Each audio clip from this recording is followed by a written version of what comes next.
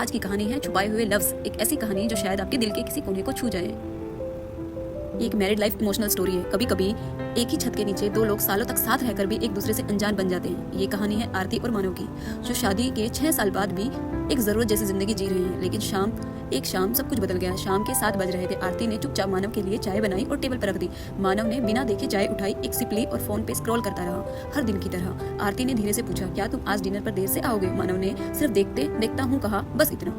पिछले कुछ महीनों से उनके बीच यही होता आया था। लफ्जों से ज्यादा खामोशियां बोलती थी। रात को आरती ने एक डायरी निकाली। उस डायरी में वो लिखती थी हर वो बात जो मानव से कहना चाहती थी पर कह नहीं पाई। आज भी उसने उसके लिए चाय बनाई। बिना तुम्हारे एक शब्द के मैं समझ जाती हूँ तुम्हारे दिन कैसा था, पर तुम कब समझोगे कि मैं भी थक जाती हूँ। आरती और मानव की शादी अरेंज्ड थी। पहले 2 साल सब ठीक था, मूवी नाइट्स, छोटी छोटी बातें, बर्थडेज पे सरप्राइज। पर फिर जिंदगी का रूटीन इतना भारी हो गया कि मोहब्बत बीच में दब गई। मानव जॉब में बिजी रहता, आरती घर संभालती, लेकिन दोनों एक दूसरे से दूर होते गए बिना किसी झगड़े के।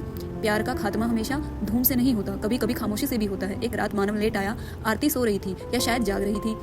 उसने देखा मानव डायरी पढ़ रहा है। हाँ, वही डायरी जिसमें आरती ने अपने दिल की हर बात लिखी थी। मानव की आंखों में आंसू थे। उसने डायरी बंद की, आरती के पास आया और पहली बार उसकी तरफ देखा पूरे दिल से। तुम इतना कुछ महसूस कर रही हो और मैं कुछ नहीं समझ पाया। आरती, माफ कर दो, क्या तुम फिर से शुरू कर सकते हैं?